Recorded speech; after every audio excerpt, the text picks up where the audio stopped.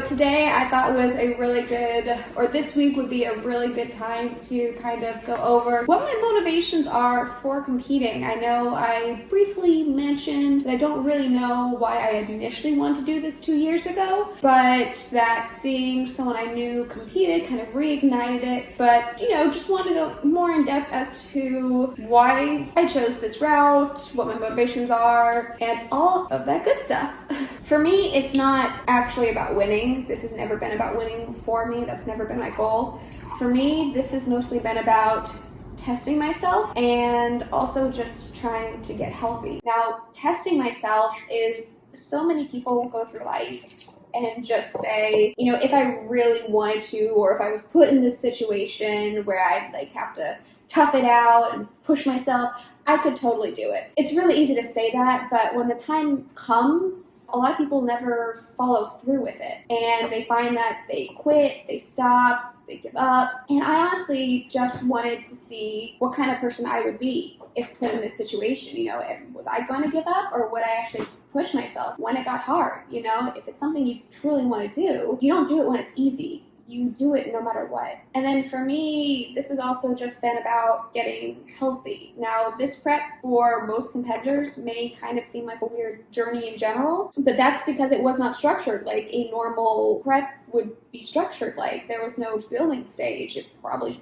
should have been a little longer focused on competing, because I say I've been doing this for about a year. I actually haven't really been prepping for a year. I started this, the first 6 months had nothing to do with my prep. It had nothing to do with building muscle, losing weight, nothing. My first 6 months in this was solely learning to just be healthy again. I was in such a bad mindset back then. I don't think I was, in mentally very healthy, and I couldn't stick to my diet to save my life. I was going out so many times a week, not getting healthy options at all, just getting whatever I wanted. I was overeating at work with all the goodies. Like you've seen, I film every time there's something, they bring something in, I would just eat all that. And we have chocolates. I would just eat entire bags of it, and just wasn't really healthy. And you can kind of see that in the way that I structured this whole year plan.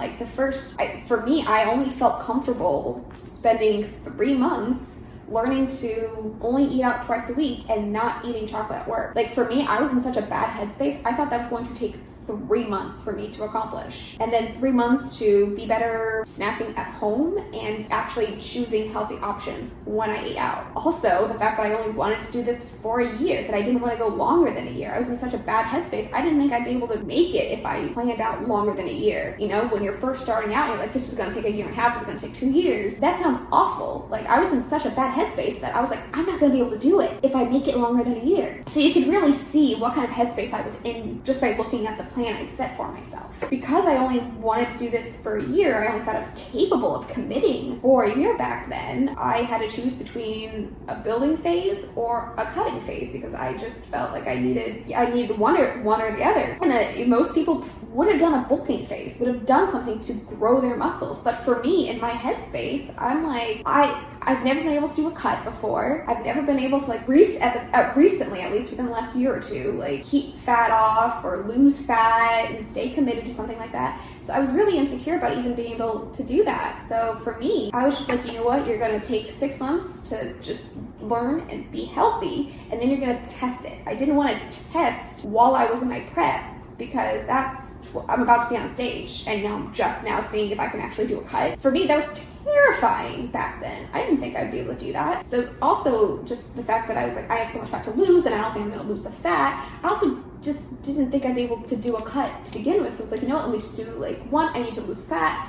But 2, I also want to make sure that I can stay committed to doing the cut and being in a deficit for a long period of time. But looking back and kind of reflecting and putting that in perspective, it's really crazy to think that I felt so low about myself and that I had zero faith in myself, that I had to structure it in that way. Because looking now about the plans that I have for myself and what I know I can accomplish from doing all of this, I just see so much growth in myself. Because for me, if I were to say I'm going to take a year and a half, I'm going to take 2 years, I know I would be able to do it easily. Like, I feel like I would need to have to give myself that much time to do something. Like, and that doesn't seem like a long time that I can stay committed. So I've not only learned about myself, but I've truly grown from where I was when I first started this, which for me, that's my motivation. That has been my goal from day one, is to be where I am right now, mentally, physically. It's never been about winning for me. And if I were to win, like, don't get me wrong, that would be amazing. If I won, or even if I placed, got first call-outs, whatever it is, it would be absolutely amazing. But for me, that's more like the cherry on top. That's not the main event, just a little added something special that would make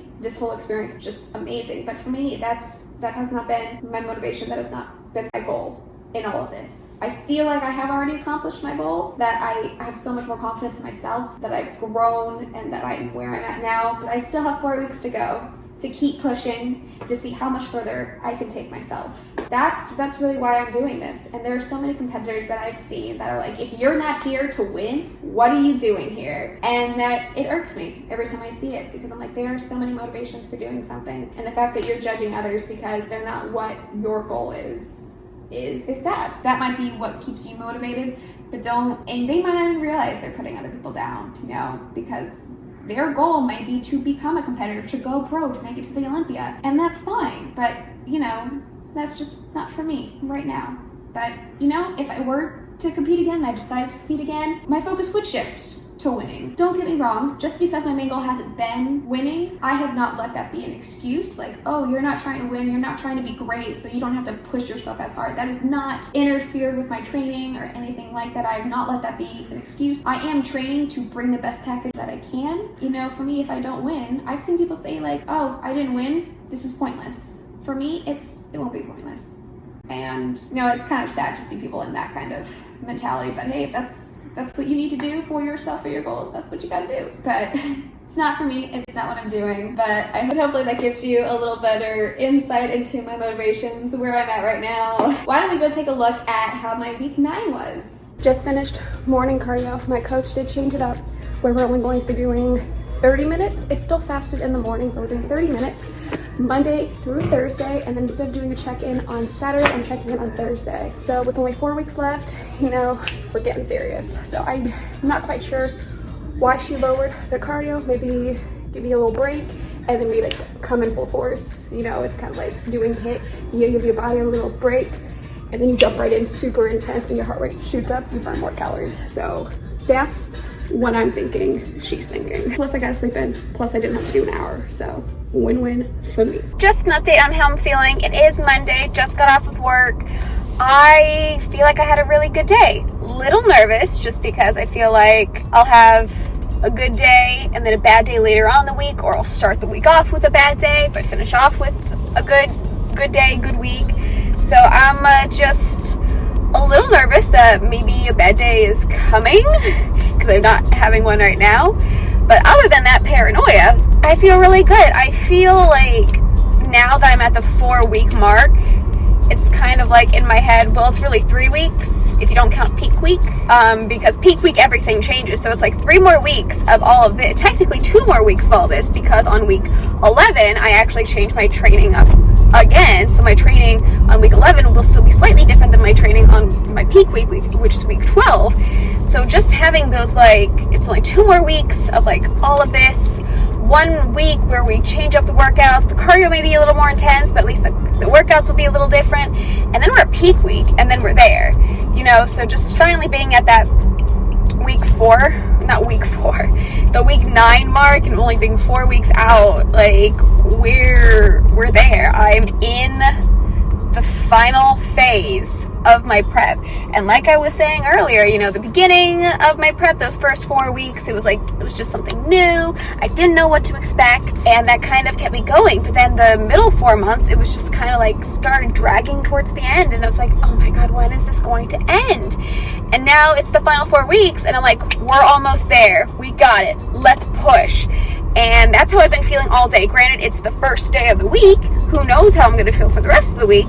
But as of right now, I am pumped. I am so motivated to just really push myself for 4 more weeks and really come in with the best package. Now, With that being said, I, again, don't really know how I'll end up looking because I think I'm at 16.5% body fat right now, and most competitors are between 8 to 12. And I think it was like 7 weeks out, I was at 17%, like 6 or 7 weeks out, 17%. So from there to 4 weeks out, that's been about 2 or 3 weeks, and that's only 0.5% body fat down. So that is very concerning, considering if I take that as like an every 2 weeks, I'm only losing 0.5% body fat. I'm probably only going to be getting to about 15.5% by show week if I don't lose a large amount from some change we do. 15.5% is like 3% more than the highest level body percent that most competitors have. So that's just something I'm a little worried about, that I may still have a bit more fat on my body, which is a problem because you won't get to see the definition, which is important, which is like what you're being judged on. But I don't know if I've ever talked about the classes and the divisions when it comes to bikini. There is True Novice, there's Novice, there's Open, and I want to say Masters. For a True Novice bikini competitor, you need to have never competed before in your life. A regular Novice is someone who has never, I can't remember if it's placed or gotten first. Placed, it could be like placed top 2, top 3, can't remember which one is which, but Novice, more or less, is you have not placed in a show. So if you've never placed, you can compete in the Novice class. And then Open is literally anyone. So technically, I can compete in True Novice because I've never competed before. I can compete in Novice because I've never won anything. And I can compete in Open because anyone can go to Open. I feel like my physique is not where it would need to be to compete in the Open class. Because if it was just like the registration fee was $100, if it's just the $100 to compete and I can go to as many classes as I want, yeah, sure, why not? But it's $100 every class. So that would be $300 total to compete, and an additional $200 I would have to pay out. Like, do I really want to pay $200 to compete in 2 classes? I don't really think I'm ready for. So I don't think I'm going to compete in the other classes. I'm just going to do True Novice, because this show primarily for me, like I've said, is to see if I'm capable of pushing myself and staying committed to something instead of quitting when things get hard. Now that is my main goal for this show. See, this is why I'm nervous. I'm just like, I feel so bloated. Like, it's my normal stomach. And this is what it looks like right now. Like, what did I do to make it bloated? I feel like it's always like this too. So much work to do in 4 weeks.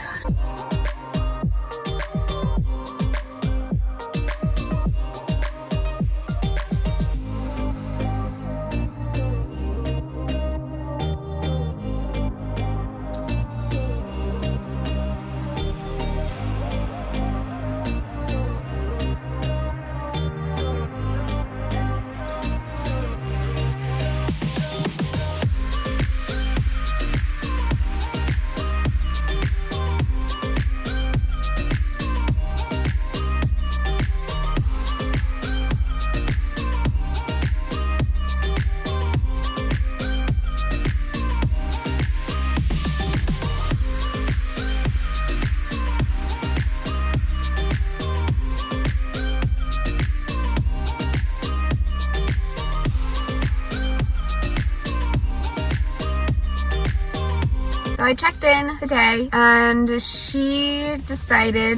I did tell her that I was feeling like still like soft and fluffy, and she asked about my sodium intake, and I'm about 1,200 milligrams of sodium. The daily total is 2,300. So I'm at about 1,200 from the food alone, and then all of my meats like my eggs, my chicken, my turkey, and my beef, I do season that. I don't season like the potatoes, the asparagus, the rice, or anything like that. She basically what is going on is I'm probably too low at a sodium count, and a lot of people tend to think that too much sodium will make you hold water, which is true. It does make you hold water if you're not drinking enough to flush it out. I don't know the full science behind it. I've only read a couple articles about it, but basically water and sodium kind of go hand in hand, and if you are drinking like a lot of water, which I'm drinking about a gallon, a little over a gallon some days, then it'll flush all that extra sodium out, and it'll also get more water out. That's basically the gist behind it. And I did notice I was going to the bathroom a lot more like I did in the beginning when my sodium count was higher, and I got through my water a lot faster than I have been getting through it lately. So granted, it's the first day, but I definitely noticed a difference there. So making a conscientious effort to up my sodium, keep that high. We're on Thursday. I have a half day tomorrow. I'm really excited that I decided to do the half days on Fridays from here to my prep. Granted, the week of my prep, my peak week, Friday's completely taken off and Thursday's a half day, so I'm only there for 3.5 weekdays, not weeks. But no, taking that half day for the next 4 weeks I think was a good call, because all week if I was just like, I don't want to be here, be like, you know what, because Friday, the mornings go by so fast, it's really the afternoons that drag. So me going to work for 4 hours on Friday, to me, is like I'm still not even really going into work. Granted, that's not how that works, but in my mind it does, and that's all that matters. So really excited. I only have to do a half day tomorrow, and then it's almost the weekend. This morning I was tired. I was definitely tired this morning, and not necessarily in a bad mood, but I definitely felt exhausted, like physically. But other than that, I'd have to say this week has been good so far. I haven't had a really bad day, or a bad day necessarily in general. Just a little kind of tired today. So I'm really happy that I had a good week.